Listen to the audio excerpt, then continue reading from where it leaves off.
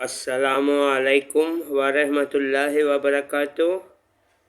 ایک اور بات مجھے بتانی تھی۔ آج سے 2-3 سال پہلے جب طارق روڈ پر موجود مدینہ مسجد کو ڈھائی جانے کی شہید کرنے کی بات کی گئی تھی تو میں بھی اس وقت وہاں گیا تھا اور لوگوں میں نے پرچے بانٹے تھے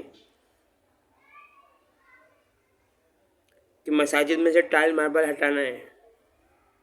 یہ بات مسجد میں جو حجرہ ہوتا ہے وہاں بھی جا کر میں نے کی تھی تو مجھ سے پرچہ لے لیا گیا تھا۔ مجھے کہا گیا تھا ہم دیکھیں گے، آپ جا سکتے ہو اب، تو میں وہاں سے آ گیا تھا۔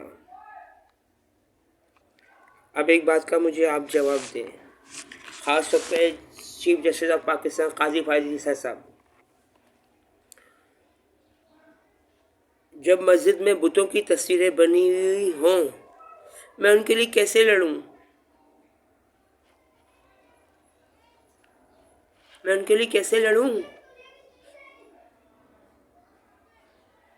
مجھے تو اس لیے لڑنا ہے نا کہ مسجد سے بتوں کی تصویریں ہٹوائی جائیں۔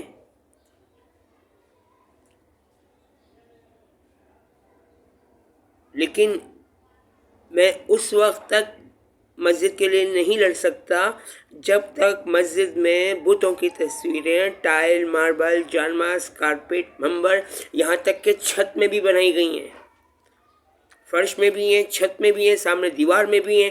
جب ہم نماز ختم کرنے کے بعد جب ہم سلام پھیرتے ہیں، السلام علیکم ورحمۃ اللہ، السلام علیکم ورحمۃ اللہ، یہ پڑھتے ہیں نا، تو اس وقت بھی میری نظر سامنے بت پہ پڑ رہی ہوتی ہے تو مجھے غصہ آ رہا ہوتا ہے کہ یار ان بتوں کی تصویریں کیوں لگائی گئی ہیں مسجد میں۔ اب قرآن پاک سے پوچھ لیتے ہیں تو قرآن پاک میں تو واضح آیت موجود ہے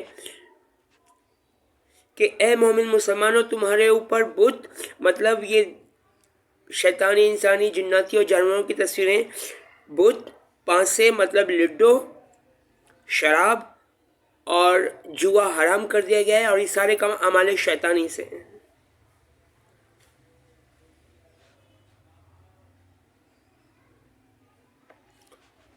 تو جب تک مساجد میں بتوں کی تصویریں بنی ہوئی ہیں میں ان مسجد میں نماز نہیں پڑھ سکتا۔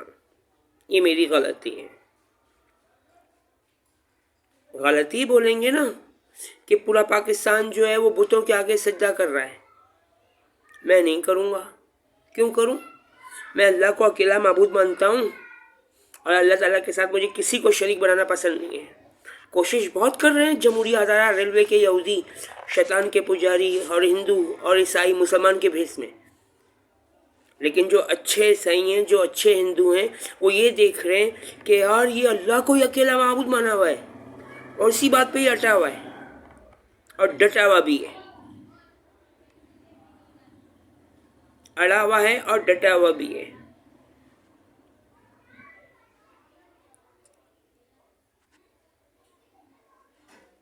تو جب تک مسجد میں بتوں کی تصویریں ہیں، بلکہ مسجد کہاں ہے، قرآن پاک کی آیات کا ترجمہ ہے نا کہ پیارے نبی محمد مصطفیٰ صلی اللہ علیہ وآلہ وسلم، آپ اس مسجد میں جا کر کبھی کھڑے بھی نہ ہوئیے گا، کیونکہ اس مسجد کی تعمیر بنیاد کفر پر رکھی گئی ہے۔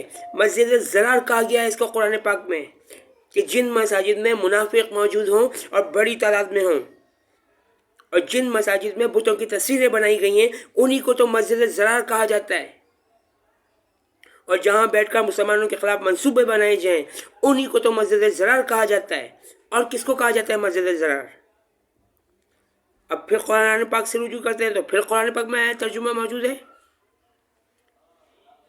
ہاں، وہ مسجد جس کی بنیاد پہلے دن سے تقوی پر رکھی گئی ہے، وہ اس قابل ہے کہ آپ وہاں جایا اور نماز پڑھایا کیجئے، اس لیے کہ وہاں ایسے لوگ ہیں جو پاک صاف رہنے کو پسند کرتے ہیں، اور اللہ تعالیٰ پاک صاف رہنے والوں کو ہی دوست رکھتا ہے۔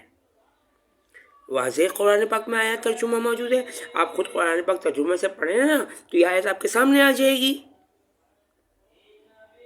تو جب تک مساجد میں بتوں کی تصویریں بنی ہوئی ہیں میں ان میں سجدہ نہیں کر سکتا ہوں۔ میں باہر کر لوں گا، میں کمرے میں کر لوں گا، وہ میرے لیے کافی ہے، اور قرآن پاک میں پھر آیا ترجمہ موجود ہے کہ جس نے یہ کہا کہ اللہ اکیلا معبود ہے، پھر وہ اس پر قائم رہتا ہے، اس پر فرشتے اترتے ہیں اور اس سے کہتے ہیں کہ نہ خوف کر، نہ ڈر کر، نہ رنج کر، نہ غم کھا، اللہ تعالیٰ تیرے ساتھ ہے۔ بات ہی ختم ہو گئی۔ تو آپ کو مساجد سے بتوں کی تصویریں ہٹانی ہیں، ورنہ آنے والا وقت آپ لوگوں کے لیے اچھے الفاظ استعمال نہیں کرے گا۔ جیسے وہ ایک شعر تھا کہ ایک شاگرد نے استاد سے کہا کہ پاس کرنے کی کنجی تیرے پاس ہے، اگر پاس کر دے تو کیا بات ہے۔